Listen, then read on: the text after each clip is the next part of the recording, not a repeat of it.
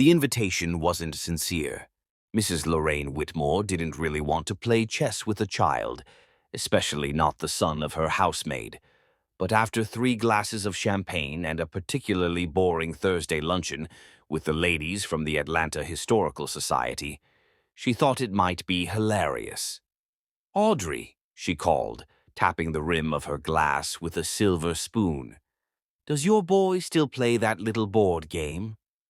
Audrey, quiet and careful as always, looked up from clearing dishes. "Yes, ma'am. Every day when he finishes his reading." "How quaint," Lorraine smiled. "Go fetch him, would you? Let's see what he can do against a real opponent." Micah was 12, skinny, quiet, eyes too old for his age. He came into the parlor holding a weathered chessboard tucked under one arm and a single red pawn in his other hand, a habit he'd developed from always losing pieces and learning to carry backups. The room went silent. 5 elegantly dressed women stared at him like he was a curiosity at an estate auction. Mrs. Whitmore sat back in her chair, waving him forward. "Let's make it quick, dear. I have Pilates at 3. Micah set up the board without a word. Lorraine took white. Of course she did. Her opening was aggressive. E4. Micah mirrored her. E5. She raised an eyebrow. "You know the opening, hmm?" Micah didn't reply. Then came the knight, then the bishop. But by the 5th move she was frowning. By the 6th, visibly annoyed. By the 7th, sweating slightly.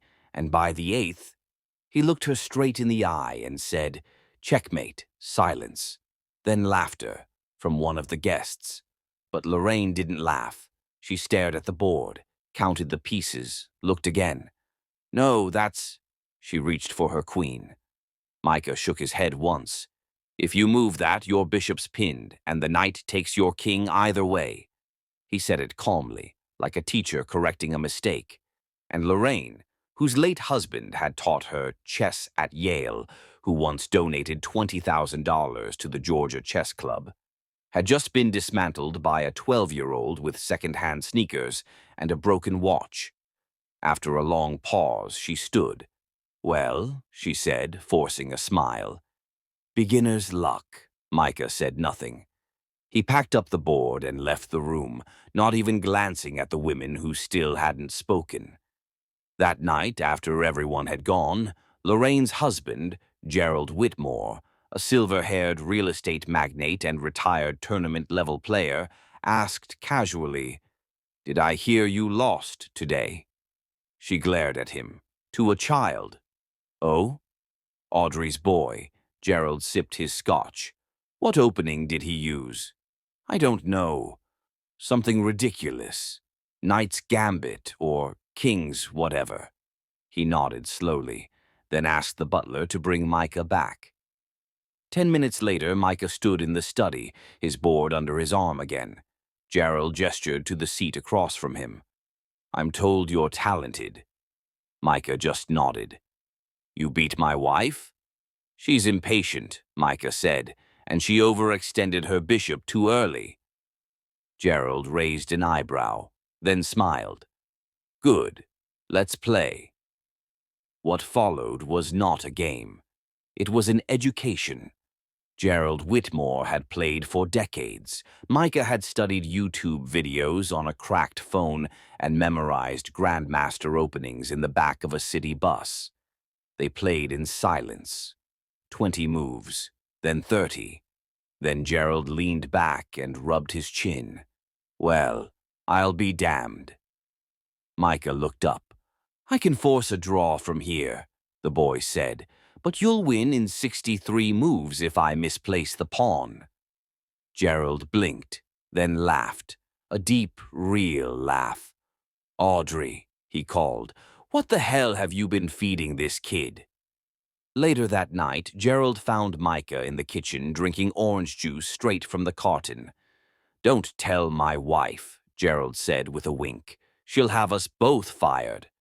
Micah smirked, his first smile all day. "You play like someone who's seen war, gee," Gerald said. "Where'd you learn?" My mom, Micah said. Then books, then videos, then people in the park. No coach? Micah shook his head. No school team? No tournaments? I'm not allowed, he said. I'm not enrolled anywhere right now. Gerald frowned. You're homeschooled? Not really, just between things. The next morning, Gerald made some calls, then more calls. By lunch, he'd spoken to a retired national coach, the head of a local academy, and a man named Alvarez, who once trained a candidate master in Cuba. By evening, he had an idea. But Audrey, Micah's mother, didn't like it. You want to do what? She asked in the kitchen. Enroll him, Gerald said. Sponsor him. Pay for travel, training. He could be ranked in a year. I know what he can be, Audrey said sharply. But I also know what people see when they look at boys like him. Gerald nodded. I don't want cameras, she said, or stories in the papers. No stories, Gerald promised. Just a chance. That night, Micah played another game with Gerald, then another, then a blitz round. He won the first, drew the second, and lost the third, barely. When it was over, Gerald shook his hand. I want to show you something. He opened a cabinet, pulled out a dusty wooden box. Inside, a set of marble chess pieces, hand-carved, heavy as stone. This belonged to a friend of mine, Gerald said. Beat Fischer once. Died in 1999. Micah touched the white knight gently. You're going to make noise, Gerald said, and the world's going to have to listen. 3 months later, Micah's name appeared at the bottom of the state chess rankings. He was unranked but registered, officially part of the USCF. That alone made Audrey nervous. His name, on a list, in a database. But Gerald had done everything quietly. No press, no attention. Just one private coach, Mr. Alvarez, and a set of dusty back rooms in community centers where other kids trained. Micah didn't mind. He played with the same calm focus no matter who sat across from him. 10-year-old beginners or retired masters. He saw patterns, calculated 8, 10, 12 moves ahead. But more than anything, he listened. Not just to the board, but to the silence between moves. In early May, Gerald took Micah to his first real tournament, regional qualifiers in Macon. Micah wore a borrowed button-down and shoes that pinched his toes. He didn't say a word in the car. Audrey stayed behind, pacing their apartment floor, checking her phone every 5 minutes for updates Gerald never sent.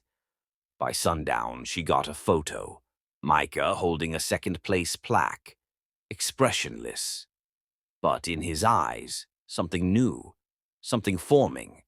The next few months moved fast. Tournaments, practice matches, private coaching on weekends.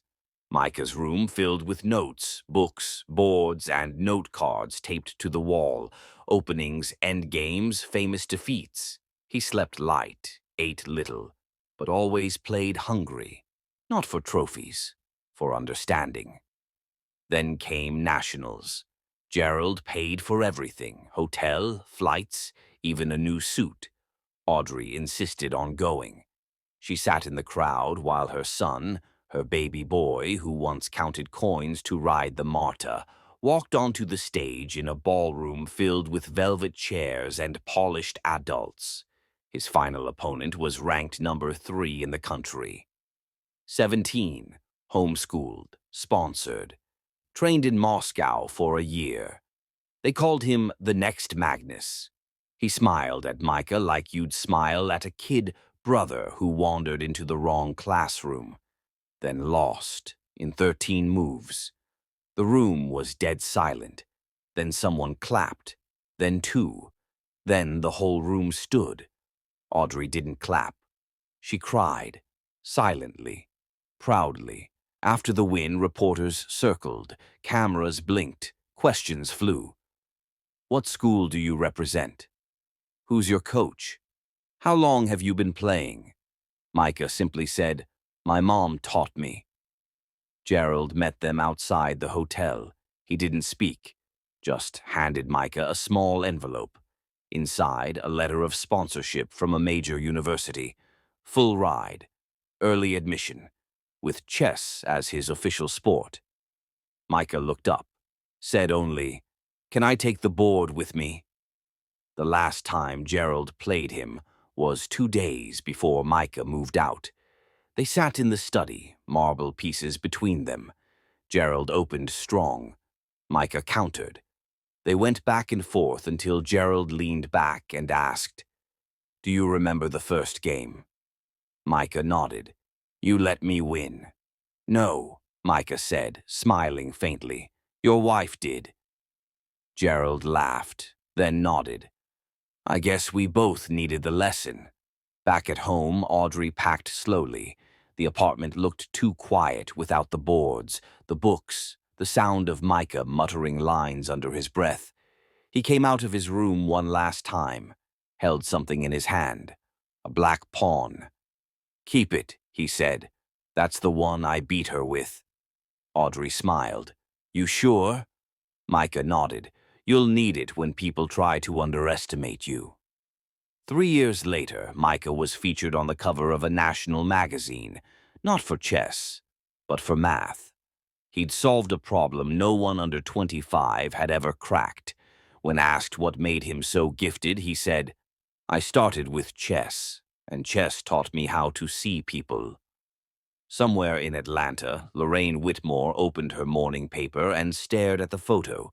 She didn't recognize him at first, until she looked at his eyes. Then she poured herself a drink and whispered, "8 moves." Thank you for watching. If you want to get more that kind of stories, press like and check out our channel.